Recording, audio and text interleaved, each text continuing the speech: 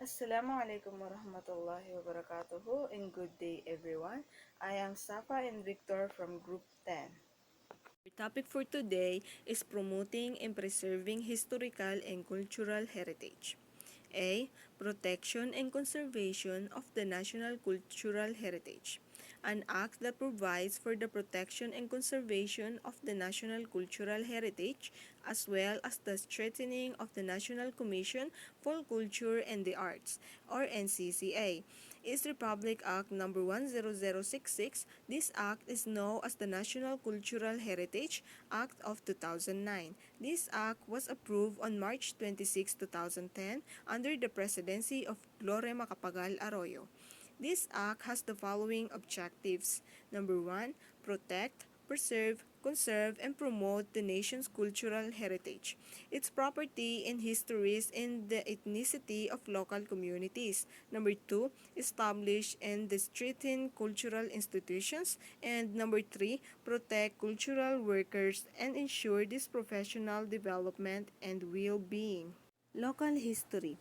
Local history refers to a written record of past events relating to local situations. National history is actually sprouted from the contributions of local history. In other words, there was local history before there was national history. The following are the controversial issues. Importance of local history. Number 1, local history enriches our understanding in our national history. Number 2, more importantly, it encourages creative and innovative responses to development with people with special talents and potentials. Number 3, from this inexhaustible reservoir, people can draw patriotic traits in times of crisis, inspiration in moments of despair, and direction in times of ambiguity and dilemma. Number 4, the Philippines has a strong and varied source of local history because it has 16 regions, 75 provinces, 1,537 municipalities, 69 cities, 41,925 barangays, and over 100 ethno-linguistic groups. Here we can see community life in the context of social perspective. Number 5, national interest by reason of national purpose and will should represent the various localities, sectors, and ethnic groups from Batanes to Tawi-Tawi regardless of grade, origin, race, and gender. Number 6, Filipino historiography incorporates both approaches to national history. Number 7, in short, national history without local history is shallow, just as local history without national interest is parochial and divisive. Sources in local history. Historical sources are the foundation of historical data and information. Not all historical works with sources are commendable. Historical sources may be generally divided into oral, writing, and cultural sources. They include reports, correspondences, speeches, memorials, petitions, and other printed matter. Secondary accounts, which include accounts by individuals with some valid information from eyewitnesses. Primary accounts, such as eyewitness accounts. Methodology of local history. With the end of monoliths, historians can now have more freedom to exercise cultural creativity, including historical research. History is an academic discipline in which we look back where we come from, how things changed, and what particular path we have taken. The Philippine government actually encourages this through its agencies such as the National Commission for Culture and the Arts, which fund local history research. The understanding of national history enables the local historian to place in a large context the local developments.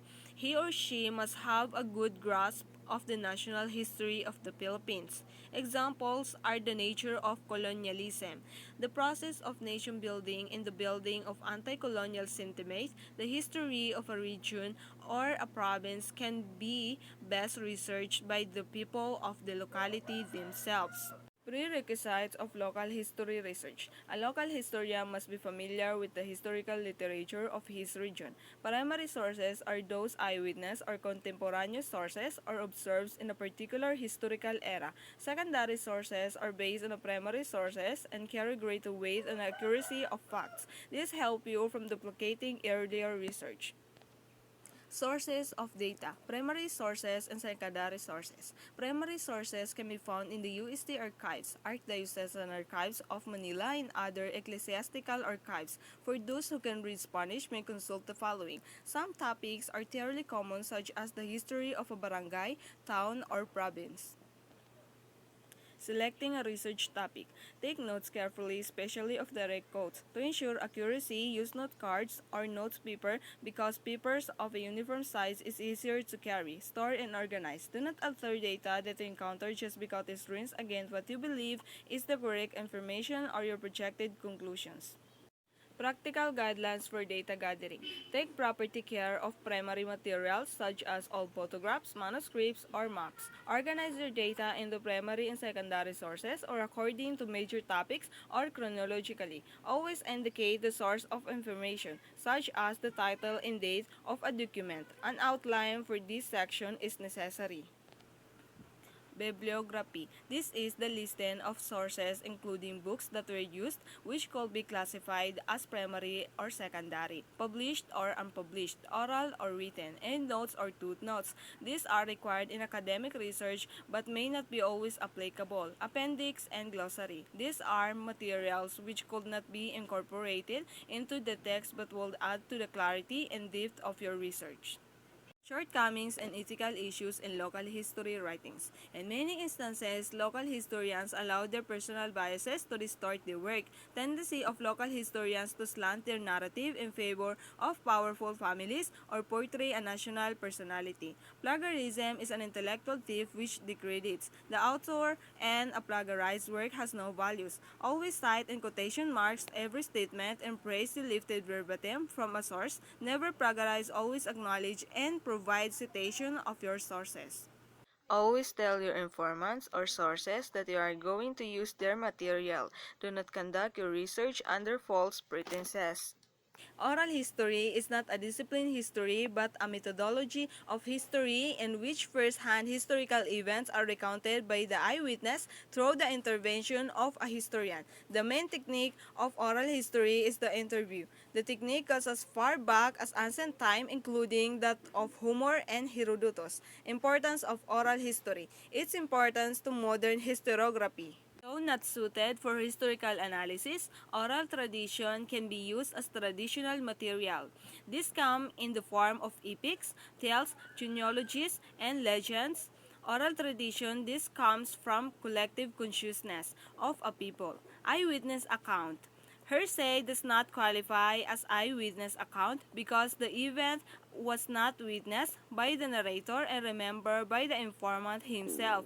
Eyewitness accounts do not fall the realm of oral tradition. Eyewitness accounts are given by people who are actually in the place of a historical event or were actually its participants. Rumor account. It becomes useful as a historical source. It is corroboration by other sources. Otherwise, it should be dismissed as an uncorroborated hearsay. It is transmitted from one person to another. A rumor is a verbal account which does not always concern the present. The practice of oral history. Oral history helps fill the gaps in writing history. The informant is the one who transmits the information and it plays an important role in the process of oral history. An eyewitness account is the sum of testimonies made an informant concerning a single series of events. One important task of the researcher is to determine the reliability of the eyewitness account. The search for informant. Informants must have the following qualities in order to be considered suitable for the role of an informant. Their reputation must not be tarnished by dishonesty and they must be conversant with the information required. Not everyone is capable of supplying the information he needed, nor do they need to be a complete wrecking ball.